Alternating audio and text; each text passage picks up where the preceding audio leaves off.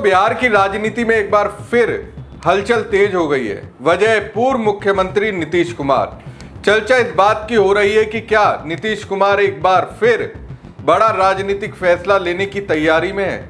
अगर मैं आम राजनीतिक समझ रखने वालों की भाषा में सवाल रखूं तो बिहार के पूर्व मुख्यमंत्री नीतीश कुमार क्या एक बार फिर पाला बदलने वाले हैं?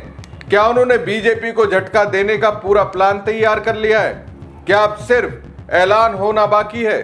दोस्तों, ये सवाल इसलिए उठ रहे हैं क्योंकि संकेत ही कुछ ऐसे मिल रहे हैं। वैसे भी पिछले कुछ समय से नीतीश कुमार की बढ़ती राजनीतिक सक्रियता बीजेपी आलाकमान की धड़कनें बढ़ा रही है, क्योंकि ये बात किसी से छिपी नहीं है कि मुख्यमंत्री की कुर्सी को लेकर कई तरह की राजनीतिक चर्चाएं चलती रही हैं। जेडीयू और बीजेपी के रिश्तों को लेकर भी लगातार अटकलें लगाई जाती रही हैं। ऐसे में नीतीश कुमार के बदले हुए तेवरों को लेकर भी कई तरीके के सवाल उठने लगे हैं। नमस्कार दोस्तों, मैं हूं परवीन सानी।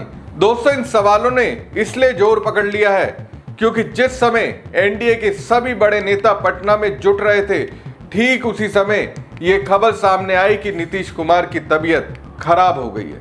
बताया गया कि उन्हें कमजोरी, चक्कर और ब्लड प्रेशर से जुड़ी परेशानी हुई है, जिसके बाद डॉक्टरों की टीम उनके आवास पहुंची। इसके बाद यह भी कहा गया कि वो एनडीए की बैठक में शामिल नहीं हो पाए। अब सामान्य परिस्थितियों में किसी नेता की तबीयत खराब होना सिर्फ स्वास्थ्य से जुड़ी खबर होती है, लेकिन जब बात नीतीश कुमार की हो तो राजनीतिक गलियारों में उसके अलग अलग मायने निकाले जाने लगते हैं। इसकी वजह भी साफ है। पिछले 1.5 दशक में नीतीश कुमार कई बार ऐसे फैसले ले चुके हैं जिन्होंने बिहार ही नहीं बल्कि राष्ट्रीय राजनीति का पूरा समीकरण बदल दिया। यही कारण है कि उनकी हर गतिविधि पर बीजेपी भी बारीकी से नजर रखती है। पिछले कुछ समय से बीजेपी और जेडीयू के रिश्तों को लेकर भी तरह तरह की चर्चाएं चल रही हैं। मुख्यमंत्री पद, गठबंधन के भीतर तालमेल और आगामी चुनावों की रणनीति को लेकर राजनीतिक अटकलें लगातार लगाई जा रही हैं। हालांकि दोनों दल सार्वजनिक तौर पर इन चर्चाओं को खारिज करते रहे।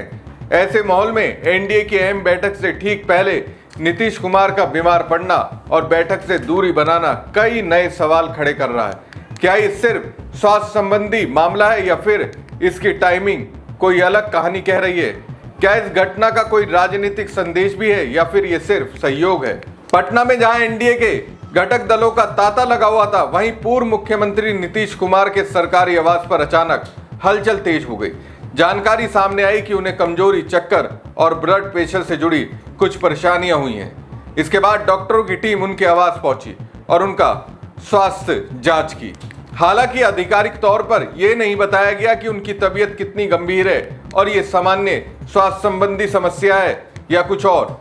लेकिन जैसे ही उनके अस्वस्थ होने की खबर सामने आई, जनता दल यूनाइटेड के वरिष्ठ नेता भी उनके आवास पहुंचने लगे। इसके बाद साफ हो गया कि नीतीश कुमार एनडीए की इस अहम बैठक में शामिल नहीं हो पाएंगे। अब सवाल यह है कि आखिर इस बैठक को लेकर इतनी चर्चा क्यों हो रही है? दरअसल ये कोई सामान्य राजनीतिक बैठक नहीं थी। बिहार विधानसभा चुनाव के बाद एनडीए के सभी प्रमुख सहयोगी दल एक मंच पर जुट रहे थे।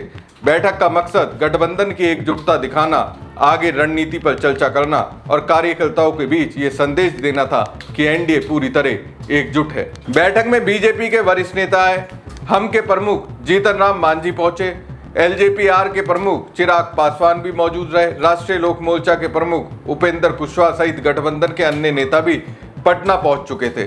ऐसे में अगर बिहार के पूर्व मुख्यमंत्री और जेडीयू के सबसे बड़े नेता नीतीश कुमार इस बैठक में मौजूद रहते तो गठबंधन की एकजुटता का संदेश और मजबूत होता, लेकिन उनके नहीं पहुंचने से स्वाभाविक रूप से राजनीतिक चर्चाएं शुरू हो गई।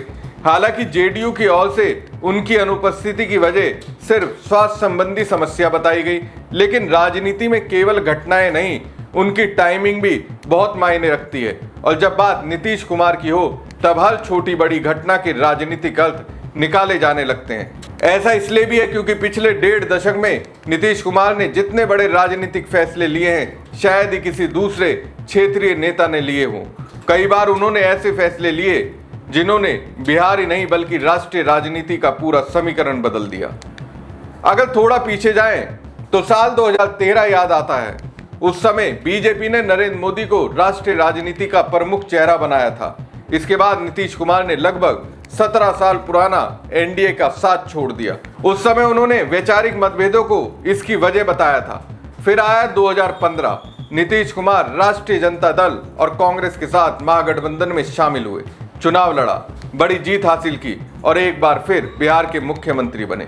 उस समय माना गया कि बिहार की राजनीति में एक नया अध्याय शुरू हो चुका है, लेकिन यह गठबंधन भी ज्यादा समय तक नहीं चला। साल 2017 में भ्रष्टाचार के मुद्दे पर उन्होंने महागठबंधन से नाता तोड़ लिया, मुख्यमंत्री पद से इस्तीफा दिया और कुछ ही घंटों के भीतर बीजेपी के समर्थन से फिर सरकार बना ली। उस समय भी विपक्ष ने आरोप लगाया था कि सत्ता बचाने के लिए उन्होंने ये फैसला लिया। इसके बाद साल 2022 में एक बार फिर उन्होंने बड़ा राजनीतिक दांव चला। इस बार उन्होंने बीजेपी का साथ छोड़ दिया और राष्ट्रीय जनता दल, कांग्रेस तथा अन्य दलों के साथ मिलकर नई सरकार बना ली। इतना ही नहीं, उन्होंने बीजेपी पर जेडीयू को कमजोर करने की कोशिश करने का आरोप भी लगाया। इसके बाद ऐसा लगने लगा था कि अब नीतीश कुमार महागठबंधन के साथ लंबी राजनीतिक पारी खेलेंगे। विपक्षी एकता की लगभग हर बड़ी बैठक में उनकी मौजूदगी दिखाई देने लगी। पटना से लेकर बेंगलुरु और मुंबई तक हुई बैठकों में नीतीश कुमार सक्रिय भूमिका निभाते नजर आए। उस समय उन्हें विपक्ष को एकजुट करने वाले प्रमुख नेताओं में गिना जाने लगा था। लेकिन राजनीति में नीतीश कुमार का अगला कदम एक बार फिर सबको चौंकाने वाला साबित हुआ। लोकसभा चुनाव से पहले उन्होंने महागठबंधन का साथ छोड़ दिया और एक बार फिर एनडीए में लौट आए। इसके साथ ही बिहार ही नहीं बल्कि राष्ट्रीय राजनीति का पूरा समीकरण बदल गया। यानी पिछले एक दशक में नीतीश कुमार कई ऐसे फैसले ले चुके हैं जिन्होंने देश की राजनीति की दिशा बदल दी। यही वजह कि आज भी उनके हर कदम पर राजनीतिक विश्लेषकों की नजर रहती है। उनके किसी भी फैसले या गतिविधि को केवल व्यक्तिगत नहीं बल्कि संभावित राजनीतिक संकेत के तौर पर भी देखा जाता है। अब बात करते हैं मौजूदा हालत की। बिहार में सत्ता परिवर्तन के बाद से भले ही एनडीए लगातार ये संदेश देने की कोशिश कर रही हो कि गठबंधन में सब कुछ सामान्य है, लेकिन राजनीतिक गलियारों में समय समय पर बीजेपी और जेडीयू के बीच मतभेदों की चर्चा होती रहती है। सीटों के बंटवारे, नेतृत्व और चुनावी रणनीति जैसे मुद्दों को लेकर कई तरह की अटकलें भी सामने आती रहती हैं। हालांकि सार्वजनिक रूप से हमेशा इन खबरों को खारिज किया गया है। ऐसे माहौल में एनडीए की अहम बैठक से ठीक पहले नीतीश कुमार का बीमार पड़ जाना स्वाभाविक रूप से चर्चा का विषय बन गया है, क्योंकि राजनीति में केवल घटनाएं नहीं, उनकी टाइमिंग भी बहुत मायने रखती है। हालांकि अभी तक ऐसा कोई आधिकारिक संकेत सामने नहीं आया है जिससे कहा जा सके कि उनकी अनुपस्थिति के पीछे कोई राजनीतिक कारण था। जेडीयू की ओर से इसे पूरी तरह स्वास्थ्य संबंधी कारण बताया गया है, इसलिए बिना किसी ठोस प्रमाण के किसी निष्कर्ष तक पहुंचना उचित नहीं होगा। लेकिन इतना तय है कि बिहार की राजनीति में नीतीश कुमार आज भी ऐसे नेता हैं जिनके हर कदम पर पूरे देश की नजर रहती है। उनके एक फैसले ने पहले भी कई बार राजनीतिक समीकरण बदले हैं, इसलिए उनकी तबीयत खराब होने जैसी घटना भी राजनीतिक चर्चा का विषय बन जाती है। अब सबसे बड़ा सवाल यही है कि क्या ये सिर्फ संयोग था या आने वाले दिनों में बिहार की राजनीति में कोई नया घटनाक्रम देखने को मिलेगा। क्या नीतीश कुमार पहले की तरह एक बार फिर कोई बड़ा राजनीतिक फैसला लेने वाले हैं या फिर ये सारी चर्चाएं केवल अटकलें साबित होंगी? इन सवालों का जवाब आने वाले दिनों में ही मिलेगा। लेकिन फिलहाल इतना साफ है कि नीतीश कुमार की सेहत से जुड़ी इस एक खबर ने बिहार की राजनीति का तापमान अचानक बढ़ा दिया है और सियासी गलियारों में चर्चाओं का दौर तेज हो गया है। फिलहाल इस पूरे घटनाक्रम पर आपकी क्या राय है?